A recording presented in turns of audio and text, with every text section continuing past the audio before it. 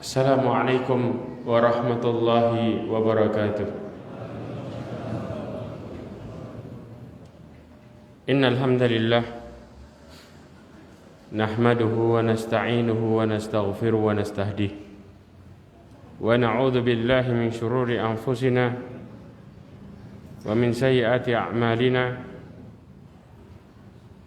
May yahdihillah fahuwal muhtad ومن يضلل فلن تجد له وليا مرشدا أشهد أن لا إله إلا الله وحده لا شريك له وأشهد أن محمدا عبده ورسوله بلغ الرسالة وأدى الأمانة ونصح الأمة وتركها على مهجة البيضاء ليلها كنهارها لا يزيغ عنها إلا هالك. أما بعد. Ma'asyiral mu'minin rahimani wa rahimakumullahu jami'an. Alhamdulillah, kita bersyukur pada Allah Subhanahu wa ta'ala dengan segala nikmatnya, kehendaknya, inayahnya. Kita bisa berkumpul di tempat ini untuk bersama-sama menuntut ilmu syar'i dan mencari ridha Allah Subhanahu wa ta'ala. Mudah-mudahan dengan kita menuntut ilmu syar'i, Allah menambahkan kita rasa takut kita kepada Allah Subhanahu wa ta'ala. Salawat serta salam kepada Nabi Muhammad sallallahu alaihi wasallam, khairul anbiya'i wal mursalin, sebaik-baik nabi dan sebaik-baik rasul. Ma'asyiral mu'minin rahimani wa rahimakumullah. Perlu diperhatikan, hidup ini gak selamanya mulus, juga gak selamanya susah. Terkadang kita mendapatkan kemudahan, terkadang kita mendapatkan cobaan. Tapi kalau kita bicara tentang cobaan itu pada dasarnya perkara yang sangat indah. Ya, Allah Subhanahu wa ta'ala mengatakan di dalam surat Ali Imran ayat 200. Coba perhatikan baik-baik. Allah mengatakan, ya ayyuhalladzina amanu sabiru wa sabiru wa rabitu wattaqullaha la'allakum tuflihun. Allah mengatakan, wahai orang-orang yang beriman, bersabarlah kalian, tambahin kesabarannya. Subhanallah. Ketika Allah mengatakan sabar, isbiru wasabiru, dua kali, warabitu, ya, dan bersiap-siagalah. Di mana? Di perbatasan jihad. Kemudian wattaqullah, dan bertakwalah kepada Allah, supaya kalian menjadi orang-orang yang beruntung. Perhatikan baik-baik bagaimana kemudian usaha Nabi Ibrahim dalam bersabar. Nabi Ibrahim itu sampai disebutkan sebagai apa? Kekasih Allah. Abdullah bin Abbas radhiyallahu anhu, dia bercerita tentang masalah bagaimana Nabi Ibrahim. Subhanallah, Nabi Ibrahim ini dia nggak punya anak lama, kemudian tiba-tiba dianugerahi anak dari istrinya Hajar. Dianugerahi Nabi Ismail. Ketika itu Allah menguji Nabi Ibrahim dengan memerintahkannya meninggalkan di sebuah tempat. Nabi Ibrahim memberinya bekal, kemudian meninggalkannya. Ketika meninggalkannya, antum tahu Nabi Ibrahim itu sayang, bukan gak sayang. Jangan disalah tafsirkan, kayaknya gak punya perasaan, kok gampang banget sih. Lihat caranya. Nanti kemudian kita berbicara masalah sabar. Ketika Nabi Ibrahim meninggalkan Hajar, Hajar bertanya, wahai Ibrahim, kemana engkau hendak pergi meninggalkan kami di lembah yang tak berpenghuni dan tidak ada apapun di sini? Nabi Ibrahim tetap berjalan dan Hajar mengulangi pertanyaan yang sama. Kemudian setelah itu pertanyaannya, akhirnya dia sadar, kok masih jalan terus, ini kayaknya perintah. Kemudian tanya, pertanyaannya dirubah dengan mengatakan, apakah ini perintah Allah? Karena kalau perintah Allah Subhanahu wa ta'ala disandingkan di situ ada kepentingan manusia, tetap kita harus melakukan perintah Allah. Tetap Allah nggak bakal mendolimi sama sekali. Perhatikan, Allah mengatakan dalam hadis qudsi, ya ibadi, inni haramtu dzulma ala nafsi wa ja'altu bainakum muharraman fala tadzalamu. Allah mengatakan, wahai hambaku, aku ini mengharamkan kezaliman atas diriku sendiri. Dan aku jadikan terhadap sesama kalian larangan juga kezaliman. Jangan saling kalian mendolimi. Kemudian Allah juga mengatakan, ketika Allah menyuruh hambanya, jelas di sini la yukallifullahu nafsan illa wus'aha. Ketika Allah memberikan kepada hambanya sebuah kehendak, pasti mampu hambanya, dan Allah mengerti. Allah itu lebih ngerti daripada kita sendiri tentang diri kita. Akhirnya kemudian setelah itu Nabi Ibrahim mengatakan benar. Akhirnya apa? Hajar menimpali, kalau begitu Allah tidak akan menyia-nyiakan kami. Lihat tauhid berjalan. Ini perintah, otomatis ada kebaikan di balik itu. Berarti Allah yang jamin. Jelas ya? Subhanallah. Ketika kemudian Nabi Ibrahim tetap berjalan. Lihat sisinya. Ketika Nabi Ibrahim tetap berjalan sampai di daerah perbukitan yang nggak kelihatan istri sama anaknya, baru balik putar menghadapkan wajahnya ke arah Ka'bah. Berarti ini kasih sayang. Berdoa sama Allah, minta kepada Zat yang memerintahkan, minta juga solusi. Makanya lihat doanya Nabi Ibrahim ada dalam surat Ibrahim ayat 37. Bukti kesabarannya. Nabi Ibrahim berdoa, Rabbana inni askantu min dzurriyyati biwadin ghairi dzi zar'in inda baitikal muharram. Tahu permintaan Nabi Ibrahim apa? Ya Allah, sesungguhnya aku meninggalkan keturunanku di lembah yang tidak ada tanamannya. Pertanyaannya, kalau nggak ada tanaman, ada air? Nggak ada. Air itu ada kalau air itu ada ciri-cirinya, ada tanaman di situ.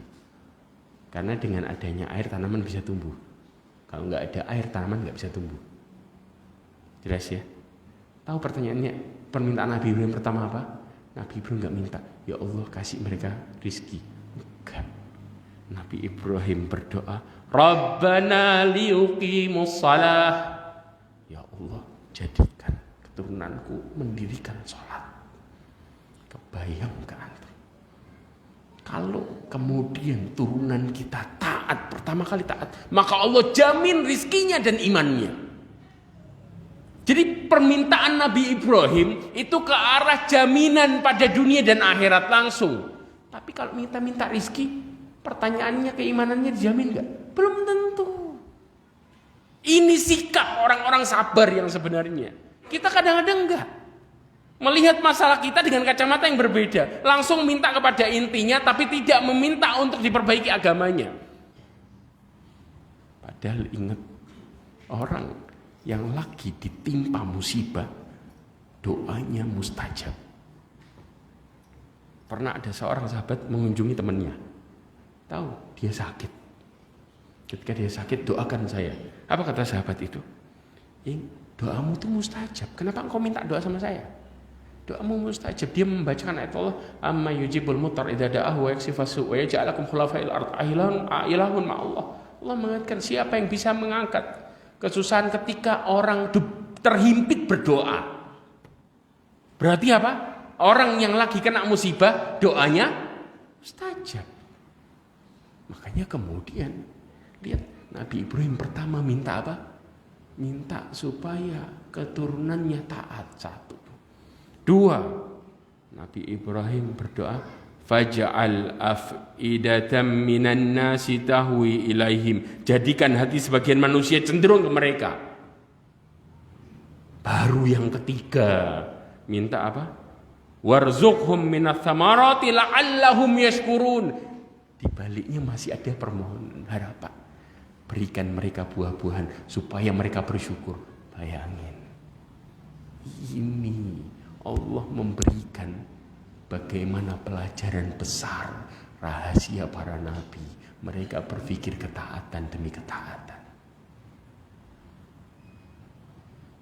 Allah mengatakan kalau Allah sudah ngasih hidayah, apa yang terjadi? Allah kalau sudah ngasih petunjuk, secara otomatis hidupnya ajaib. Allah mengatakan, walakin habbaba ilaikumul iman wa zayyanahu fi qulubikum wa qarraha ilaikumul kufra wal fusuqa wal isyan. ulaika humur rasyidun. Allah mengatakan kalau Allah sudah ngasih petunjuk, Allah akan membuat keimanan itu kita cintai luar biasa. Ketaatan itu, keyakinan kita sama Allah kita suka luar biasa. Kita merasakan nikmat luar biasa. Bahkan Allah hiasi keimanan di hatinya, diperkuat tuh.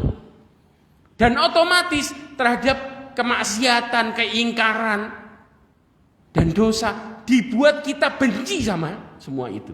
Wa karraha ilaikum, dan Allah menjadikan kalian benci terhadap kekafiran, fasik dan pembangkangan. Mereka yang mendapatkan petunjuk, ulaika humur rasyidun. Nih orang-orang yang sabar nih hasilnya. Ma'asyiral mukminin rahimani wa rahimakumullah. Maka dari sini coba perhatikan baik-baik pengertian sabar. Subhanallah, ada Al-Imam At-Tabari mengatakan sabar itu sabar menahan jiwa terhadap yang disukainya dan mengekangnya dari hawa nafsu. Kemudian ada yang mengatakan wuqufu ma'al bala bihusnil adab, berdiri bersama bala ujian dengan adab yang baik. Ada yang juga mengatakan, dan ini perkataan yang sangat luar biasa, praktek langsung kalau kita bilang, tarku syakwa min alamil balwa li ghairillah illa ilallah, meninggalkan mengeluh ketika ditimpa kesusahan, mengeluh dengan rintihan tadi kepada selain Allah, ditinggalin. Ngomong sama manusia nggak perlu, kecuali sama Allah, kecuali. Jadi orang yang sabar ngeluhnya cuman sama Allah. Kalau sabar nih percontohannya siapa? Nabi Ayub. Tahu Nabi Ayub ngapain? Nabi Ayub mengatakan ketika dia bersabar, surat Shad 44. Allah mengatakan inna wajadnahu sabira. Kami mendapati Nabi Ayub dalam posisi bersabar. Bagaimana sabarnya Nabi Ayub? Wa ayyuba idna darabbahu anni masannya durra wa anta arhamur rahimin. Al-Anbiya 83. Allah mengatakan ketika Nabi Ayub berdoa kepada Allah Subhanahu wa taala, sesungguhnya aku ditimpa kesusahan dan Engkau Maha Pemberi rahmat, Maha. Ngeluhnya sama siapa? Allah. Enggak ngomong sama orang. Sekarang kita baliklah. Oke, kita ngomong sama orang. Ketemu orang, apa kabar? Alhamdulillah sehat. Cuman asam uratnya kambuh. Besoknya, apa kabar? Sehat tapi agak pilek. Besoknya, apa kabar? Sehat tapi di rumah anak sakit. Ketemu orang tiap hari ngomongnya gitu, kira-kira gimana?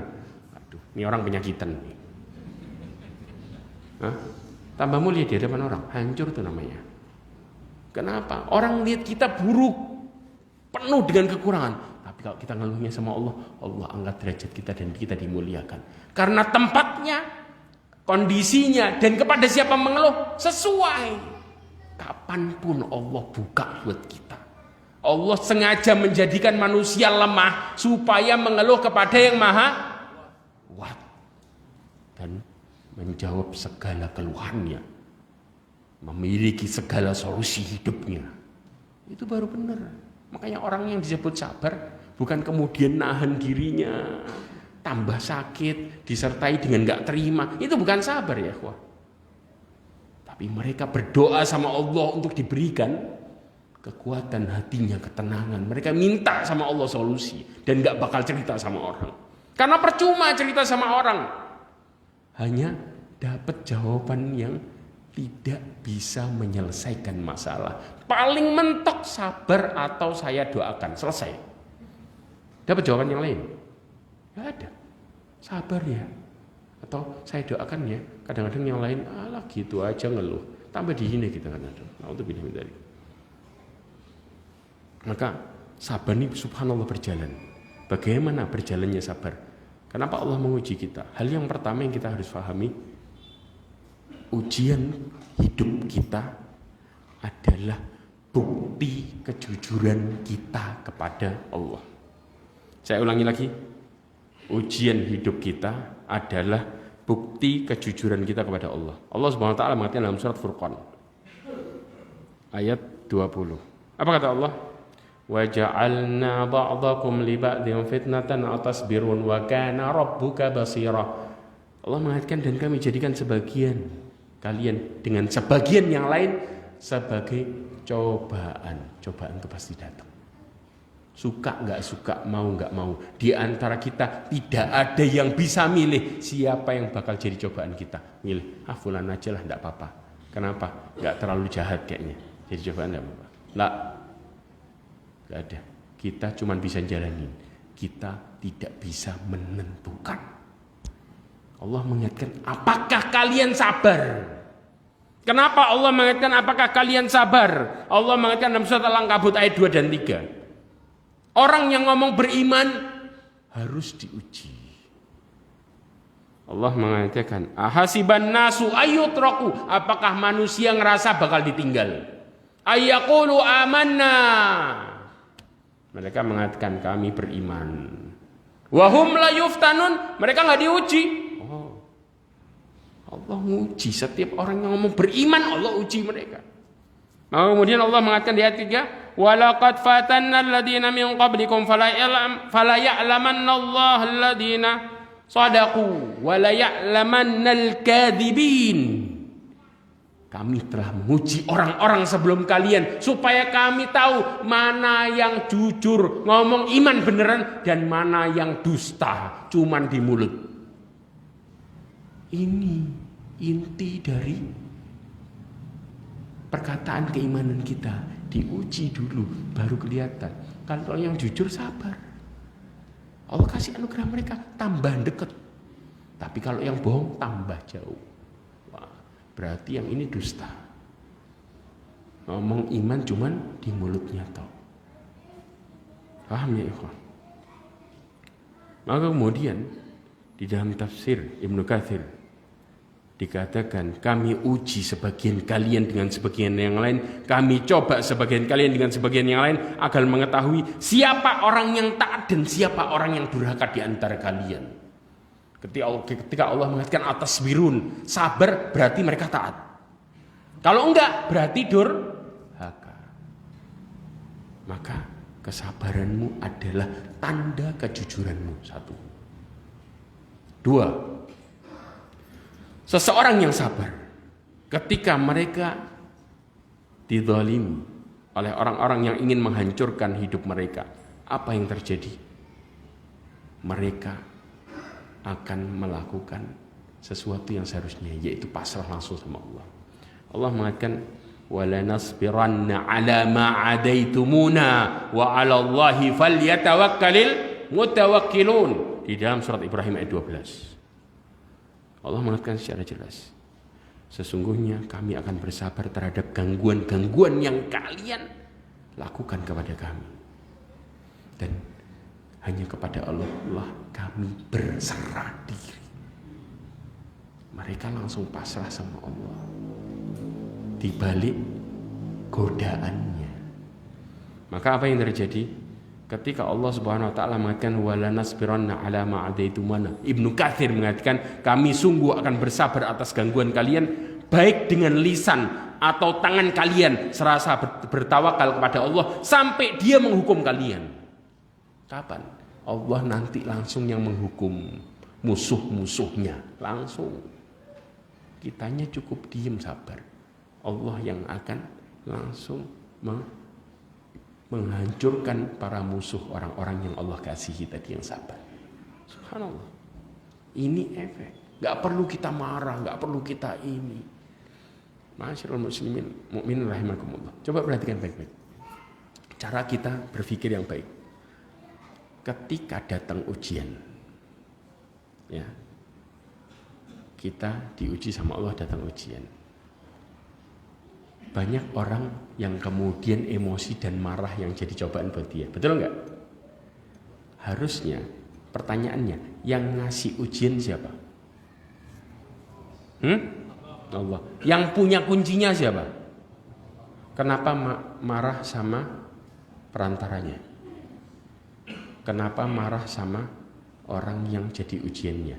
Harusnya balik ke Allah. Yang berkehendak untuk fulan jadi ujian kita siapa? Allah. Kita nggak bisa milih. Berarti harusnya balik kepada yang punya kunci dan berkehendak. Itu harusnya. Baru di sini nggak bakal kita kecewa dalam hidup. Tapi kalau kita marah terus, orang siapapun bakal datang terus jadi ujian karena Allah ingin terus. Bayang. Siapa yang hancur di sini? Diri kita. Hancur. Saya kurang apa sama dia? Sudah saya baiki, saya bantu, saya ini, kenapa dolim? Allah yang berkehendak. Dengan alasan apapun Allah berkehendak, dia bakal jadi ujian kita. Kan tadi udah jelas. Kami jadikan satu dengan yang lain jadi ujian. Siapapun, sebaik apapun kita sama orang, suatu saat orang yang baik itu bakal jahat sama kita. Kita tidak bisa mengelak. Maka harusnya balik sama Allah. Kenapa? Karena di balik ujian. Ma asabakum min musibatin fabima kasabat aydikum wa ya'fu an katsir. Jangan salahkan orang lain ketika jadi ujian buat kita. Lihat diri kita. Semua yang menimpa kalian, kata Allah, gara-gara kesalahan diri kalian sendiri, gara-gara kezaliman kita sendiri, dan Allah banyak memaafkan. Jelas di sini. Kalau Allah mau menghukum setiap apa yang kita lakukan dan Allah nggak maafkan, sampai Allah mengatakan Allah tidak akan pernah meninggalkan satu orang pun di muka bumi ini. Kenapa? Allah balas habis kita semua, tidak ada yang hidup karena kesalahan kita banyak. Jelas.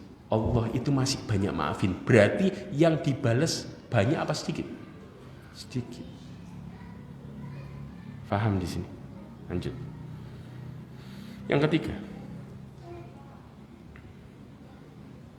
Allah akan menghancurkan musuh hambanya dan disertai hambanya yang sabar diberikan kedudukan dan kemenangan.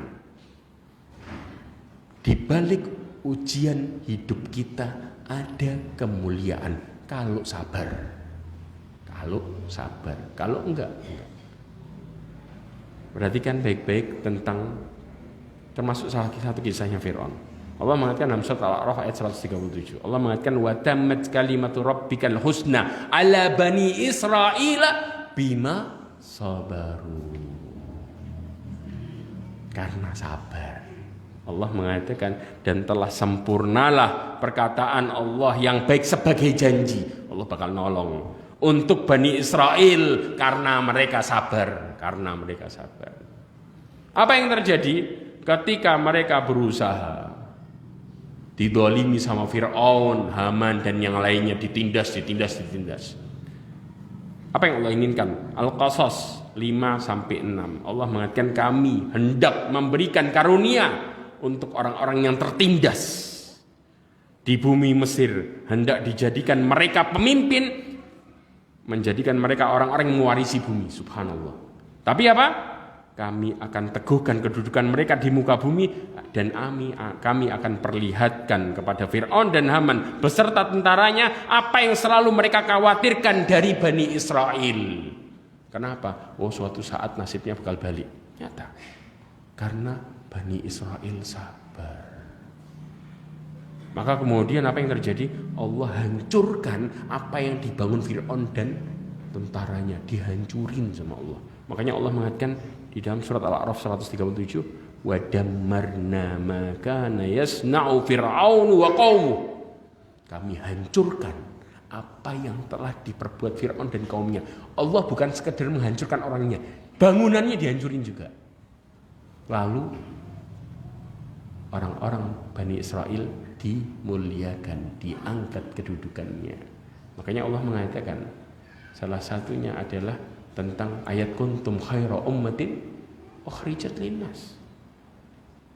Ketika itu mereka jadi umat yang terbaik, ta'muruna bil ma'ruf wa tanhauna 'anil munkar wa tu'minuna billah.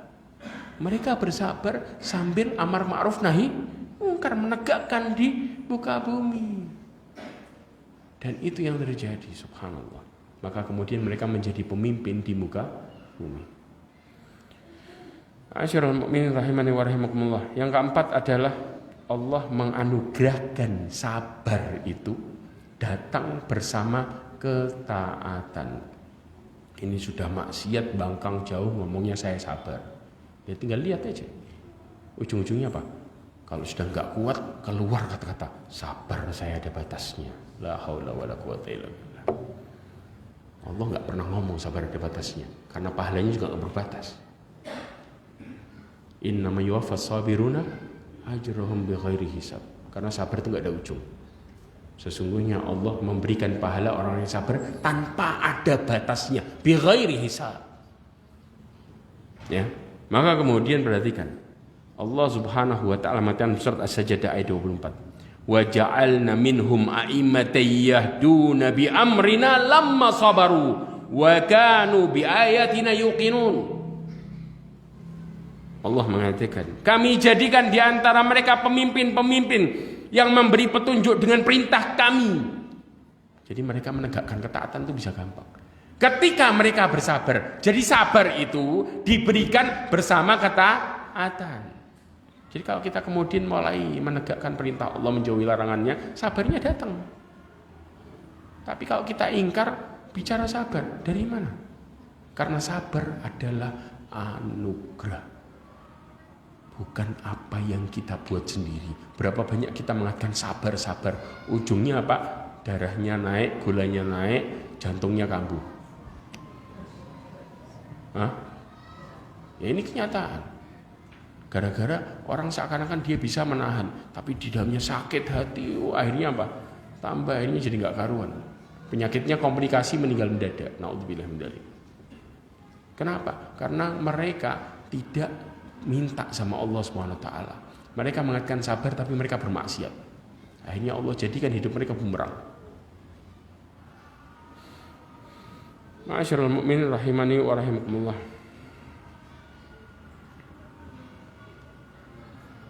Perhatikan baik-baik. Yang berikutnya kita bicara tentang praktek sabar itu adalah anugerah dari berbagai segi. Yang pertama, sabar itu datang setelah usaha. Sabar datang setelah usaha. Tahu maksudnya usaha? Allah mengatakan wasta'inu bis-sabri was-salah. Ketaatan bukan ini. Ya. Mintalah kalian tolong kepada Allah dengan sabar dan salat. Dan di dalam salatnya ada doa. Doa. Mereka berdoa sambil sabar. Ini yang disebut dengan usaha. Maka kemudian Rasulullah mengatakan dalam hadis yang diriwayatkan oleh Bukhari, dikatakan wa may yasta'fif yu'iffahullah. Barang siapa yang berusaha menjaga dirinya dari yang haram, maka Allah akan jaga dia. Wa may yastaghni yughnihillah. Barang siapa yang dia merasa cukup terhadap pemberian Allah, niscaya Allah akan cukupkan dia. Wa may yatasabbar yusabbirahullah. Barang siapa yang berusaha untuk sabar, kesabarannya diiringi dengan berdoa, ketaatan, maka Allah berikan dia kesabaran. Jelas di sini. Maka sabar itu pemberian. Tapi ingat, kita berusaha taat, mencari ridha Allah, berharap kepada Allah. Ingat, obat paling gampang untuk bisa sabar adalah kalau orang sadar dia bakal mati. Karena Allah mengatakan apa? Wa innaha lakabirah illa 'alal khashiin. Gak gampang, berat. Kecuali bagi orang-orang yang khusyuk. Tahu yang khusyuk apa? Alladzina yadhunnuna annahum mulaqu rabbihim wa annahum ilaihi raji'un. Mereka yang yakin. Yadhunnu di sini adalah al-yaqin. Yakin bakal kembali kepada Allah. Coba saya tanya, orang di rumah sakit. Kita contoh ini bukan sebuah aib, bukan sebuah kesalahan. Kita kalau diuji sama Allah, sakit di rumah sakit. Nanti saya akan jelaskan bertahap nih penjelasannya. Sakit di rumah sakit, tiba-tiba kemudian dokter memvonis ini kayaknya umurnya tinggal sebulan, padahal ya dokter nggak tahu ajal, cuman apa perkiraan, tapi percaya bakal sebulan beneran, tinggal sebulan. Kira-kira masih nafsu nggak sama dunia? Masih nafsu mikirin proyek saya belum selesai, yang di sini ada tagihan belum kebayar tuh, yang ini gimana ini. Nafsu enggak masih? Enggak bakal. Di situ dia milih apa? Bersabar. Ya Allah, kasih saya husnul khotimah. Ya Allah, ampuni dosa saya. Terus dia berharap, dan bahkan keluarganya nggak sempat dipikirin. Karena ingat baik-baik, kelak kita akan sendiri dan kita bakal ditinggal. Suka nggak suka, mau nggak mau.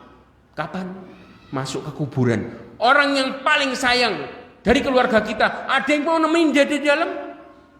Suami istri, si istri ngomong, bang, kita sehidup semati yuk masuk kuburan. Kata istrinya, ya mati sendiri, saya tak lanjut hidup. Akan pernah, kita bakal sendiri di dalam. Harta kita, keluarga kita yang ngomong sayang sama kita, semuanya pergi. Bahkan Ali bin Abi Thalib pernah mengatakan, dia menziarahi kuburan buat mau'idhah, nasihat. Kata dia, ya ahlul kubur, akhbiruna ankum au nukhbirukum. Wahai ahli kubur, kabarkan tentang keadaan kalian atau kami yang mengabarkan tentang kalian. Yang di kuburnya jawab, enggak. Ini maksudnya nasihat.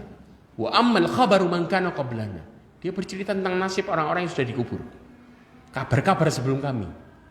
Wal almalu qad iqtasama. Harta kalian sudah dibagi-bagi. Wa zaujatu qad tazawwajna. Istri kalian udah nikah lagi semuanya.